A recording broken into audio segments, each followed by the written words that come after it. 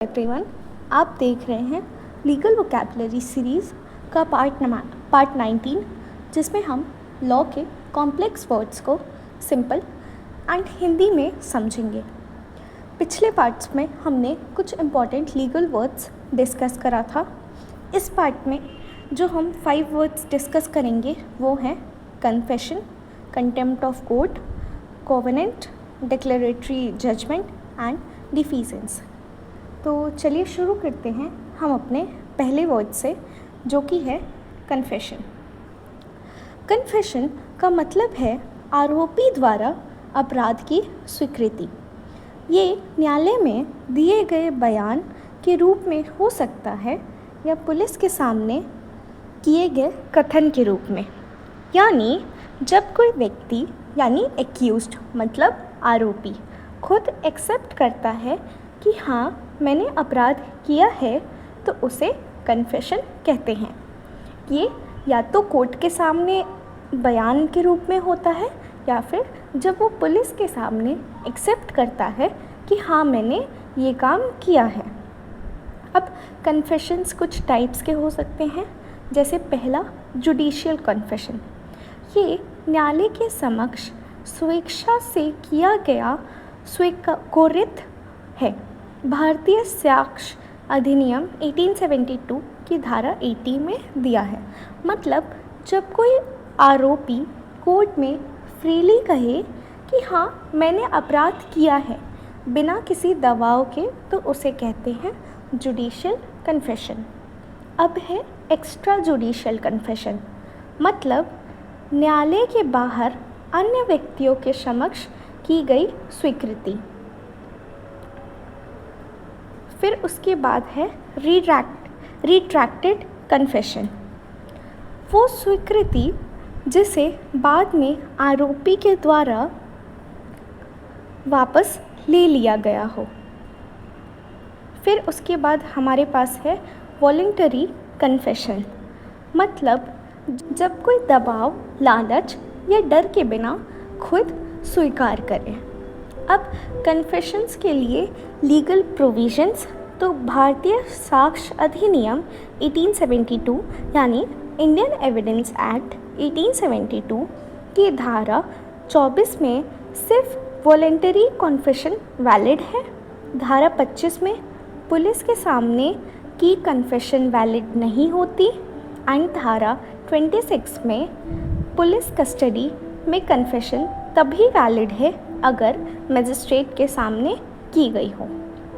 और भारतीय दंड प्रक्रिया संहिता 1973 यानी CRPC में धारा 164 में दिया गया है कि मजिस्ट्रेट के सामने रिकॉर्डेड कन्फेशन के बारे में है।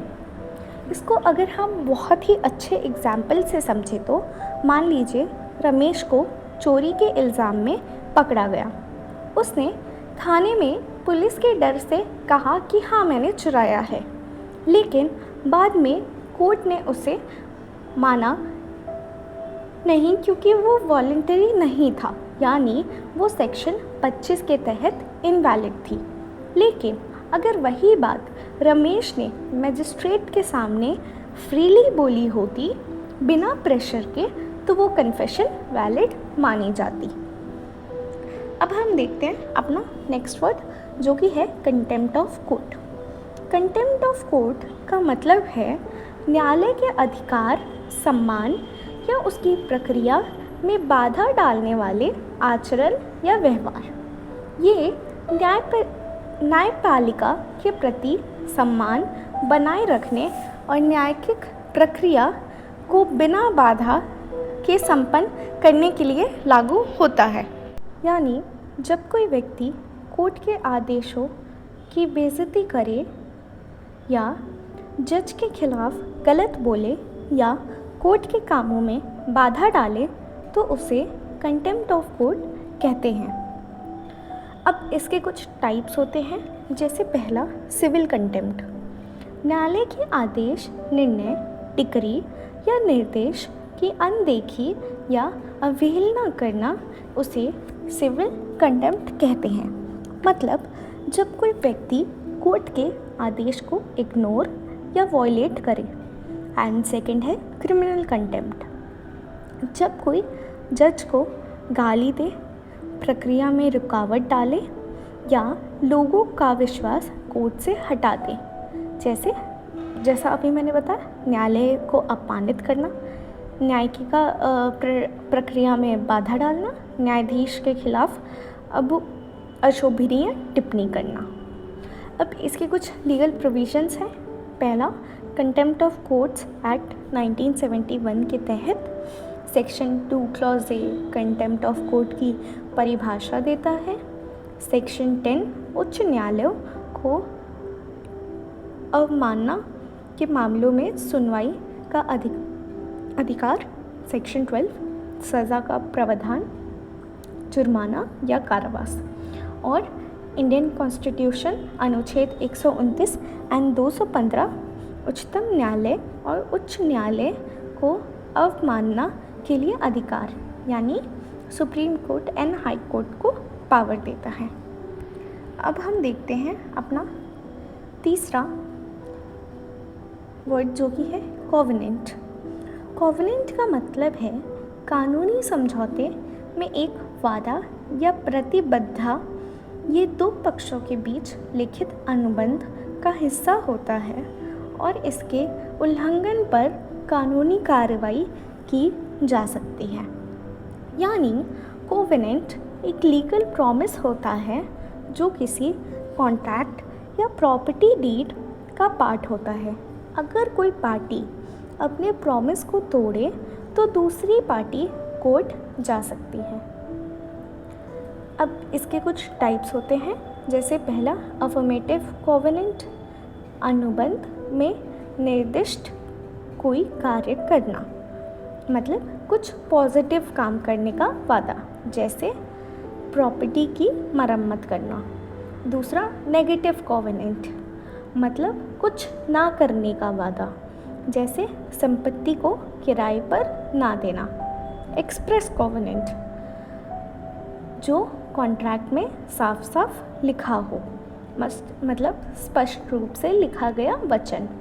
नेक्स्ट है इम्प्लाइड कोवेनेंट, अनुबंध में स्पष्ट रूप से ना लिखा होने पर भी कानून द्वारा लगाया गया वचन। एंड लास्ट है रिस्ट्रिक्टिव कोवेनेंट, एक पक्ष द्वारा अपनी संपत्ति या अधिकारों का सीमित उपयोग। इस पे एक इम्पॉर्टेंट केस लॉ है, न्यारेन नागोराव जातकर वर्सेस श्यामराव दानोबा जातकर 1944, जिसमें संपत्ति के संबंध में रिस्ट्रिक्टिव कोवेनेंट पर चर्चा हुई थी। एग्जाम्पल से समझे तो मान लीजिए रवि ने एक घर बेचा और कॉन्ट्रैक्ट में लिखा कि 5 साल तक बायर उसे कमर्शियल शॉप में कन्वर्ट नहीं करेगा। ये एक रिस्ट्रिक्टिव कोवेनेंट है। अगर बायर ने तोड़ा तो रवि उसके खिलाफ एक्शन ले सकता है। ये हुआ कोवेनेंट। अब हम देखते हैं अपना चौथा word, declaratory judgment. Declaratory judgment एक न्यायिक निर्णय है जिसमें अदालत किसी पक्ष के अधिकारों, कर्तव्यों और कानूनी स्थिति की पुष्टि या घोषणा करती है, बिना किसी जुर्माना या निषेधाज्ञा का लागू किए। ये विवाद निपटाने से पहले कानूनी स्थिति स्पष्ट करने के लिए दिया जाता है। यानी कोर्ट सिर्फ ये क्लियर करता है कि किसी व्यक्ति या पक्ष का क्या अधिकार है, बिना एक्शन जैसे कि फाइन या पनिशमेंट के। इसके कुछ लीगल प्रोविजंस हैं, जैसे पहला, भारत में सिविल प्रक्रिया संहिता 1908 यानी सीपीसी 1908 की धारा 38 में घोषणात्मक आदेश का प्रावधान है, यानी डिक्लेरेटरी डिग्री का प्रोविज़न है। एंड इंटरनेशनल लॉ में, अंतर्राष्ट्रीय कानून में, अंतर्राष्ट्रीय अनुबंधों और समझौते में इसका उपयोग होता है। इसकी कुछ कैरेक्टरिस्टिक्स यानी कि विशेषताएं हैं, जैसे पहला, अदालत द्वारा अधिकारों की घोषणा, कोर्ट दंड या निषेधाज्ञा लागू नहीं होती। अक्सर विवाद शुरू होने से पहले दिया जाता है। एग्जाम्पल के लिए रीना और सीता एक प्रॉपर्टी को लेकर उलझी हुई थी। रीना ने कोर्ट से कहा, बस डिसाइड करो कि प्रॉपर्टी मेरी है या नहीं। कोर्ट ने डिक्लेयर किया, हाँ ये प्रॉपर्टी रीना की है, बिना किसी फाइन या एक्शन के। तो यही होता है डिक्लेरेटरी जजमेंट। अब हम देखते हैं अपना आखिरी और पांचवा वर्ड जो कि है डिफिसेंस। डिफिसेंस का मतलब है ऐसी शर्त या खंड जो किसी अनुबंध, दायित्व या संपत्ति के अधिकार को रद्द या समाप्त कर सकती है। ये एक विधिक तंत्र है जिसमें कोई कानूनी समझौता कुछ शर्तों के पूरा होने पर प्रभावहीन हो जाता है। किसी कॉन्ट्रैक्ट में लिखा हो कि अगर कोई खास कंडीशन पूरी हो गई तो कॉन्ट्रैक्ट ख़त्म समझा जाएगा, तो वो डिफिसेंस क्लॉज होता है। इसके लीगल प्रोविजंस। डिफिसेंस अक्सर अनुबंधों के शर्तों के तहत लागू होती है और इसे भारतीय अनुबंध अधिनियम 1872 की धारा 10 और अन्य संबंधित धाराओं में देखा जा सकता है। अब इसकी कुछ कैरेक्टरिस्टिक्स हैं, जैसे पहला, शर्त पर आधारित समाप्ति। दूसरा, संपत्ति, अनुबंध या बंधक से संबंधित। एंड लास्ट, पहले से तय कंडीशन पूरी होते ही लीगल इफ़ेक्ट ख़त्म हो जाती है। जैसे एग्जाम्पल के लिए रवि ने लैंड दिया श्याम को लीज पर, ये कंडीशन के साथ कि अगर 3 साल तक पेमेंट नहीं हुआ तो लैंड वापस हो जाएगा। यहाँ डिफिसेंस क्लॉज है। 3 साल में श्याम ने पेमेंट नहीं दिया तो लैंड वापस चला जाएगा, कॉन्ट्रैक्ट ऑटोमेटिकली ख़त्म हो जाएगा।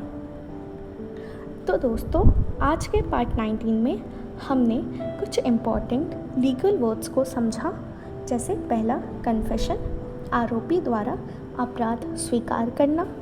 दूसरा, कंटेम्प्ट ऑफ कोर्ट, कोर्ट का अपमान। तीसरा, कॉवेनेंट, कॉन्ट्रैक्ट में वादा। चौथा, डिक्लेरेटरी जजमेंट, अधिकार की घोषणा।